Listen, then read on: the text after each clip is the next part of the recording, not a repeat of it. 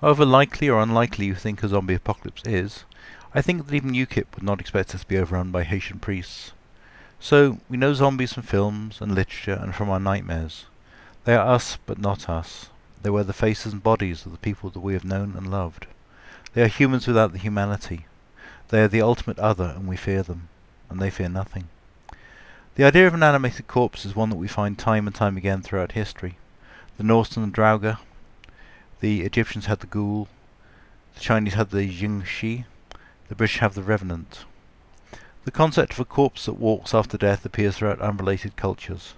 Before we dismiss the possibility, we have to consider whether this is a folk memory, a tale of what has happened before. We have to consider if it could happen again.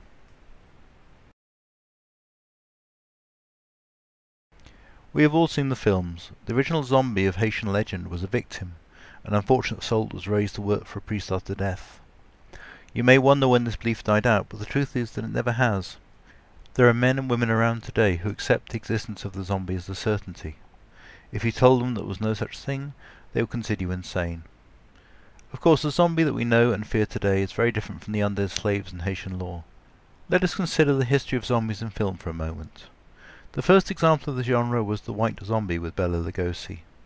Perhaps the classic defining film was Romero's Dawn of the Dead, which has a US shopping mall overrun by shambling dead replaying a mockery of their daily occupations, clearly a comment on consumerism and perhaps less than useful as a guide.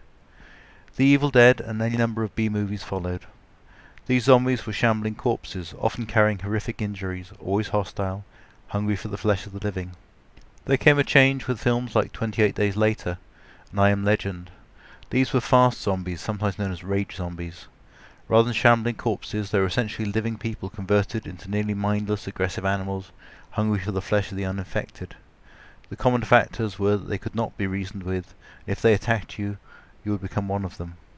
Of course, in a real-life zombie apocalypse, we would not be facing zombies that follow some director's script. We should know our enemy. Let us look at the cause. Rather than magic, I assume that an infectious agent, a disease, is the cause. This fits in with the idea that exposure to the undead can cause a victim to rise as an undead. The assumption is that those bitten or scratched by a zombie will become infected in turn. This is consistent with a disease. It's also reasonable to assume that any body fluid can carry the infection. Let us think about that for a moment. The physical damage from a zombie attack becomes largely inconsequential. Exposure to their body fluids is the danger in and of itself. Any form of close combat will involve exposure to infected material. Could a disease spread so far and so fast? Yes. The Black Death killed around 200 million people. The Spanish flu infected 500 million people. Native Americans lost more than 90% of their population to a plague shortly after the first contact with settlers. Of course, we've come a long way since then. We have cures for everything, right? No. Ebola melts the tissues of the body, causing its victims to bleed to death. It is 90% fatal. There is no treatment. In the 1980s, we discovered a whole new class of disease agents called prions that can survive cooking and alter the brain tissue and behavior of the victim. They cause scrapie in sheep, mad cow disease, BSE, in cows, and new variant CDD in humans. There is no treatment. We've studied less than 10% of bacteria and viruses, probably much less since we don't know how many there are. All the time these are changing and evolving. Bacteria are becoming increasingly antibiotic resistant, and people are already talking about a post-antibiotic age. The question is not whether there will be a new plague. The questions are what form it will take and when. So, Agent Z is what I've chosen to call the disease agent that causes zombieism. In a living host it causes rage and aggression, similar to the late stages of rabies. In a dead host it causes limited reanimation of the corpse. The infected living are called sprinters because they move quickly. The infected dead are the classic zombies, the shamblers. Every loss for the living is a gain for the zombies. Patient 0, the first infected, infects 2 more. They each infect 2 more. These will infect another 2 each. The graph's on the next page. Unlike previous plagues, the zombies do not die and stop infecting people. Of course, there's no reason to think each zombie will infect 2 more. The actual number will vary according to how tightly packed people are. In the disaster, people seek out their families. They go home, and people mostly live in towns and cities. A single infected in a family is likely to infect the whole family. A single family in a block of flats can infect the whole block. It's easy to see how this could spiral out of control. Of course, people would try to avoid the infected, but there's a problem. Most diseases are infectious before the symptoms are obvious. There is an incubation period, typically a few days. An apparently healthy person could be spreading Agent Z to any number of people as they go about their daily lives. Because we're assuming the worst case, an infected becomes a sprinter that we kill, and then becomes a shambler. We don't have to win each fight once without getting infected, we have to win it twice.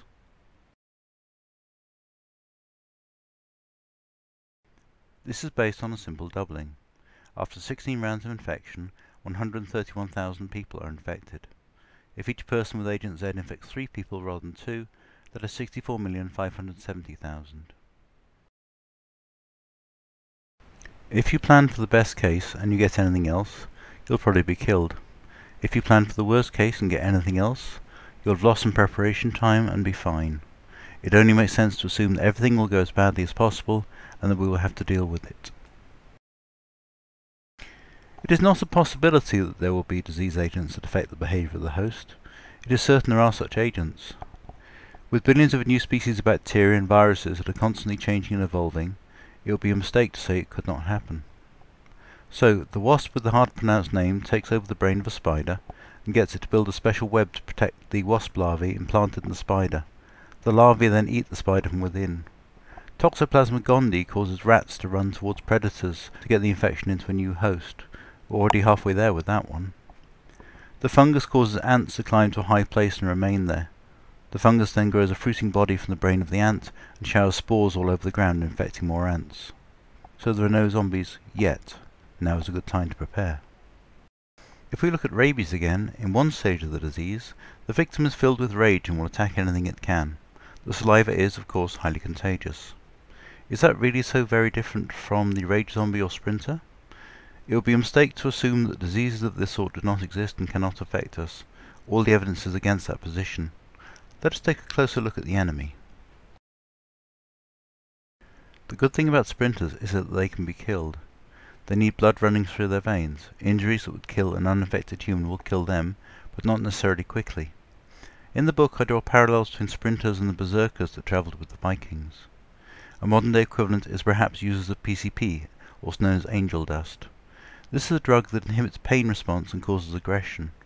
There was one case in the US where a PCP user killed and ate his roommate. What these three groups have in common is they are largely immune to pain and trauma. What would disable your eye will not immediately kill them. There are multiple reports of angel dust users taking multiple gunshot wounds and driving away or continuing to attack after wounds that would ultimately be fatal. Berserkers would fight on with swords impaled through them. While their wounds would later kill them, they were hardly affected at the time because their bodies were working flat out and they were immune to emotional shock and pain. A massive trauma would kill them more quickly. Destruction of the brain would be instantly fatal.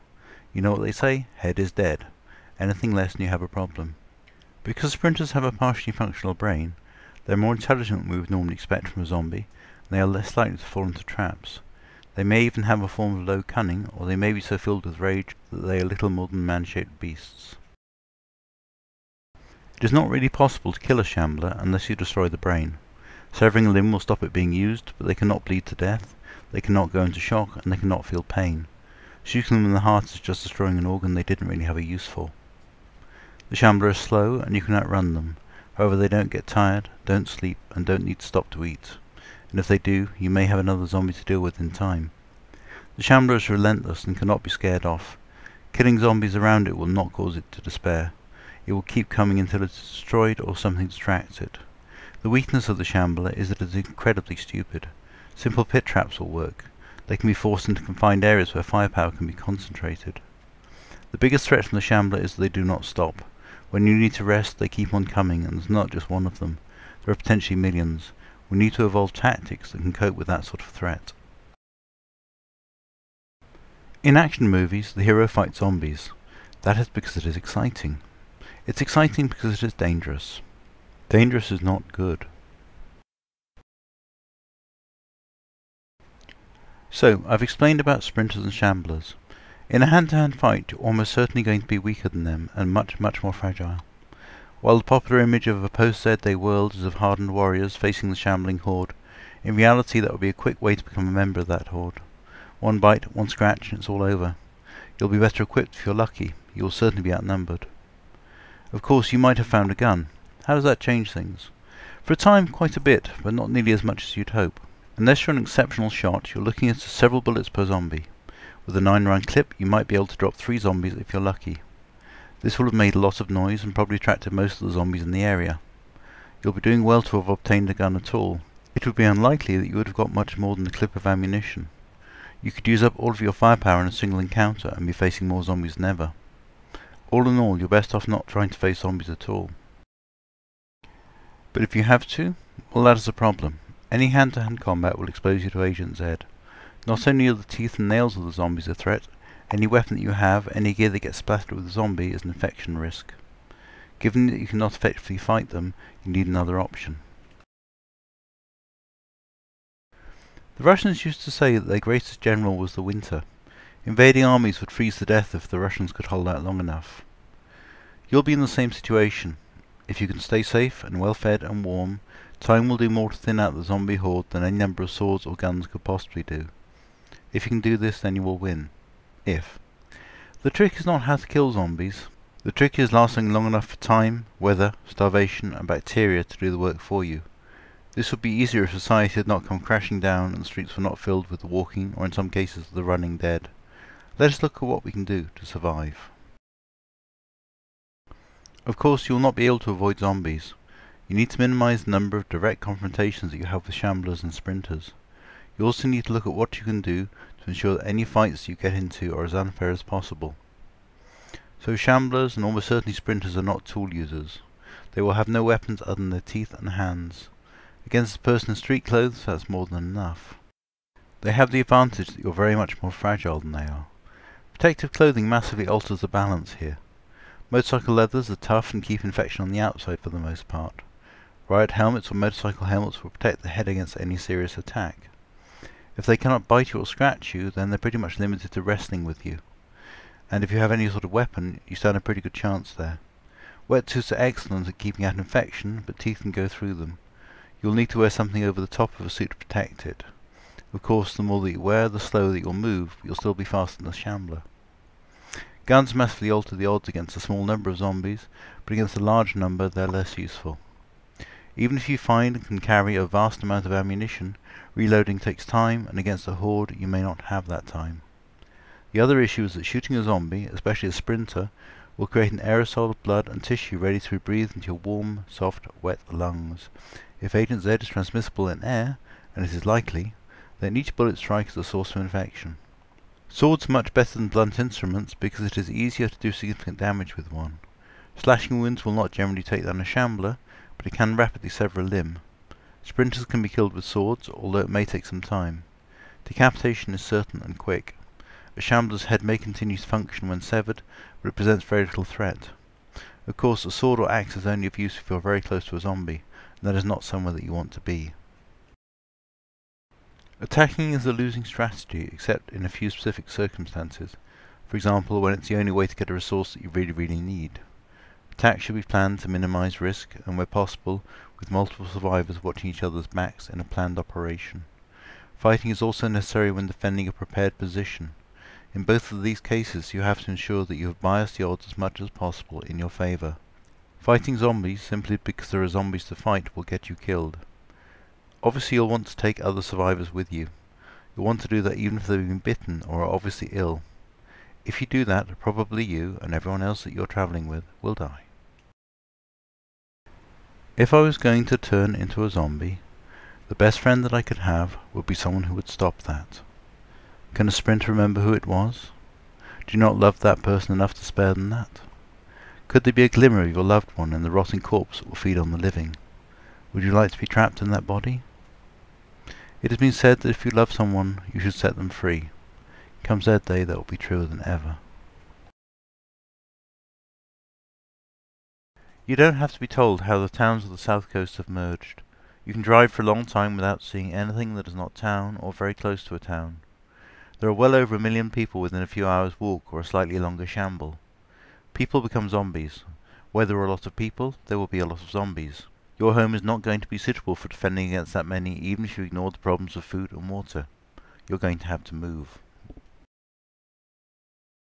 If you can move away from the zombies, you stand a good chance. You can outrun shamblers in the short term, and you can outrun sprinters if there are other victims to distract them. However, unless you have a quite extraordinary level of religious belief, you cannot walk on water, Being trapped against the coast can get you killed. On the plus side, zombies will not be coming from that direction except from land even further south, Hailing Island being an obvious point. Actually, Hailing Island is a potentially defendable place. The only way on or off is the Langston Bridge. It would be better if there were more water between the island and the mainland, but if infections could be kept out, it would be a more or less ideal location. There is even a surprising amount of farmland here.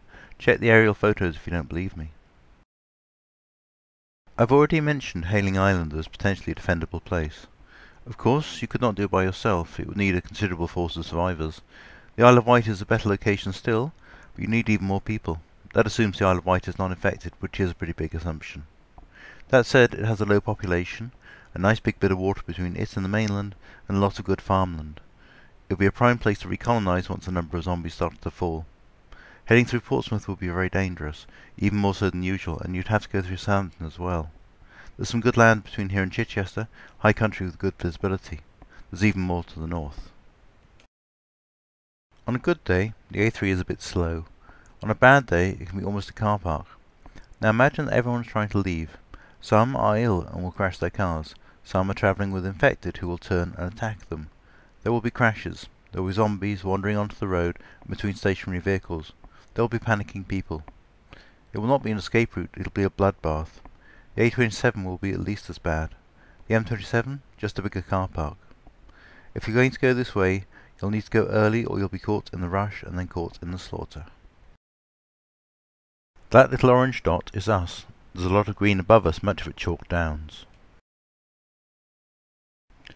Being on the coast means that there are some useful things for us. As I mentioned, wetsuits are excellent for providing a barrier to infection. There are not many of them in Birmingham, but there are plenty of places to find them around here. Fish are almost certainly going to be unaffected by Agent Z. They're too biologically different. They will be a good source of protein in the days to come. Best of all, there are boats, especially on Hailing Island. Shamblers don't drown, but nor do they float, at least not until decomposition has really set in. Sprinters might be able to swim, but it seems unlikely. They would certainly be able to drown. They would also have very little reason to go out onto the water. If France is spared, it's certainly an option. Northern France is much less densely populated than the south coast of Britain, so it may be a better bet even if Agent Z is there, but it's unfamiliar territory for most of us. It's entirely possible that a France that was not infected would fire on approaching boats in order to stay that way, and who could blame them? The Isle of Wight is probably infected, but if not, it would be an excellent choice. A trawler would allow a number of survivors to stay at sea for an extended period, although there are problems, as I will discuss shortly. There is little hope of farming in the New Forest as the soil is pretty poor. However, there are about 3,000 ponies. Once you get hungry, they'll seem as tasty as a Tesco lasagna. Exactly as tasty, actually. Devon and Cornwall also have a lack of good farmland, but there are a considerable number of sheep and decent fishing off the coast. The sparse population should reduce the zombie threat very considerably. Given the population centre to the west, this is a hard journey by road. However, it's easy enough to hug the coast in a small boat if you decide to go this way. I would choose north personally, but going east keeps you close to the coast, which gives you access to ocean fish and a safe form of transport. The rolling hills have a lot of good land, largely pasture, but also some arable crops. So we're talking about a place with very few zombies, good visibility, a long-term food supply, and building materials. If we have a few more survivors, we can look at a change of strategy. Instead of running away, we need somewhere to run back to after foraging. A place that is safe. A place where you can wait out the zombies, where you can expand from when the zombie threat reduces. You need a permanent base of operations. For me, the perfect base would be an old farmhouse near woodland. Old buildings had solid walls, and farmhouses were built as working homes. There were often cottages for workers nearby. Kitchens were large to prepare food for many workers. There is land nearby for crops. There may be animals for food and leather. There is a good chance that there is a working well, or at least one that can be brought back into service. Havant and the land to the north is ideal in that respect. Once the power goes, so will the water supplies. However, the geology of this region gives rise to the Havant Springs. This is a good, clean source of water from deep aquifers that will provide more than we could ever need, up to 170 million litres per day. The main outflow is to the landward side of Portsdown Hill, but you could sink a well in pretty much any of the area and have a reliable supply for drinking, washing and crops. You'll need the woodland for logs, necessary for heat, fortifications and additional structures. You'll need a fair few people to manage a sustainable base of operations, and they will need shelter and warmth. In the early days of a permanent base, you're not going to be self-sufficient. Typically a modern farm will have one or two types of crops, or nothing but beef cattle or some other single product. The economies of scale make that necessary. This is brilliant if you need to produce 70,000 cabbages over a 3-week period, but not so useful if you need to eat every day. You can change things over time, but at least initially, you'll be making foraging trips for food. Of course, every time you go foraging you're exposed to risk, and supplies will not last forever, so you need to make the base meet as many of your needs as possible. You're also going to have to make or repair things once eBay has stopped working. A lot of the old skills will need to be relearned. Also, it is important to consider what will happen to the land around us. The south of England is largely shaped by man. Once it was covered in forest. It took thousands of years of clearing and ploughing and grazing to make it the tame place that we think of as natural. If more than 95% of the population has died, the forests will return over time. Of course, we still have to survive the zombie apocalypse first, so there's something else that we need. Iron Age man used palisades. The Romans used palisades. The American settlers used palisades. They'll serve us just as well. A palisade is a pretty simple thing. You take a long straight tree trunk and sharpen one end. You do the same with a lot of other tree trunks, so they're all about the same length. You plant them in a deep ditch, so about a third of them are buried, pointing end up, with 10 to 15 feet sticking up out of the soil. You lash them together to form a wall. A zombie won't get through that. A car driven by raiders will not get through that. It is an effective barrier. Better yet, you can leave gaps so you can poke spears or other blades through. They won't have much effect on shamblers, but it's a way to attack the zombies in complete safety.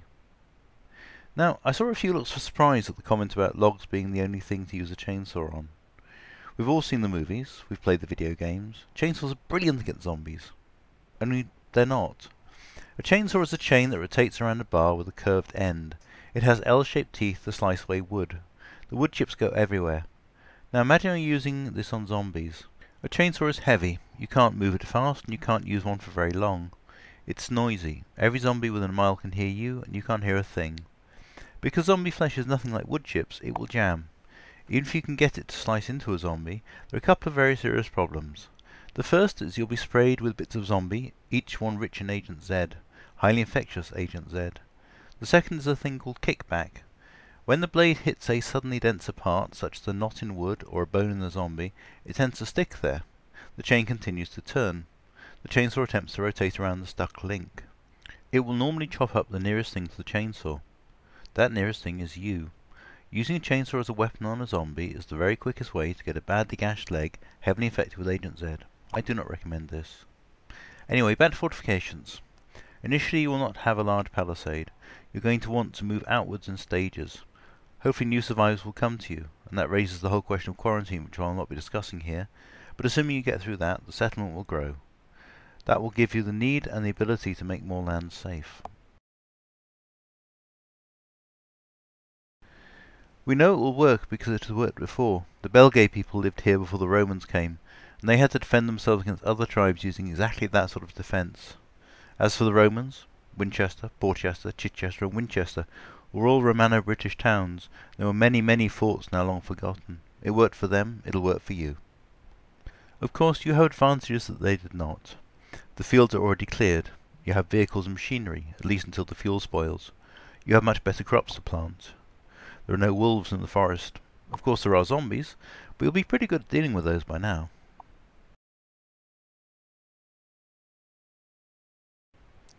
Of course we are by the sea, and that opens up the option of a maritime life. The sea will keep you safe from zombies. Even if they can get to the boat or ship, the sides are steep and you can fend them off with a boat hook. You could even do a little farming on a larger container ship. You could lash ships together to make a floating village, much as they did in the film Waterworld.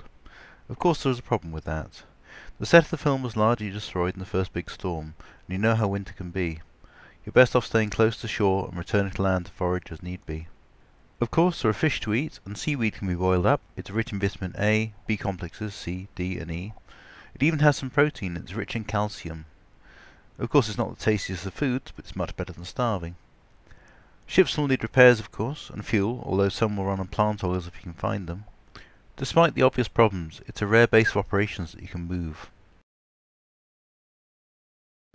These forts are very easy to defend against any number of zombies. They are specifically designed to keep the people inside safe. This is ideal. They are out to sea, so there should be very few zombies able to get there.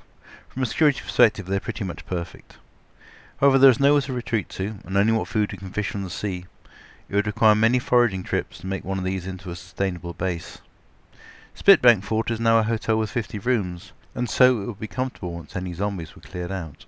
It's in Portsmouth Harbour. St Helens Fort is smaller and not much used today. It's off the coast of the Isle of Wight, and, during very low tides, it is possible to walk there from the island. This is clearly less than ideal if the Isle of Wight is taken over by the undead, but it should still prove defendable. Horsehounds Fort is being turned into a museum. It's one of the larger forts and the best armoured. No Man's Land is also off the coast of the Isle of Wight, and is in the process of being turned into a hotel. It's larger than Spitbank Fort, and its proximity to the coast would make foraging trips easier. Drugs in liquid form spoil quickly, as does anything oil-based. However, dried foods can last for centuries under the right conditions. Canned food is more appealing and easier to prepare, but is also a lot heavier for the same number of calories. Best before dates will become mocking reminders, I'm afraid. The sniff test will be of more use to you. It's rare that canned food will go bad without it being very obvious indeed. With no way to freeze things, food storage will become very difficult, but our ancestors managed and so will you. The biggest problem is fuel. It will go off. It slowly deteriorates in a lot of ways, losing octane rating and the protective factors that reduce engine damage. It will be harder to get engines to run on it as it gets older, and the engines will slowly fail. Cracking crude oil is not something you can do in quantity without a lot of power and specialist equipment. Of course, fully a refinery is not far away. However, restarting the petrochemical industry is very much a long-term goal. In the shorter term, human muscle and horses, those you haven't eaten, will have to do the work. So, the answer is dependent on what effect Agent Z has on the process of decomposition. If it does not slow it at all, corpses will fall to bits within a few weeks. If it kills bacteria off when they enter the infected host, then the bodies will last until they wear out. A living body is constantly repairing itself, but a shambler is not. Sooner or later, so much of the body will have failed that it will no longer be a threat. Depending on how hard the body is used, it could be months to a few years.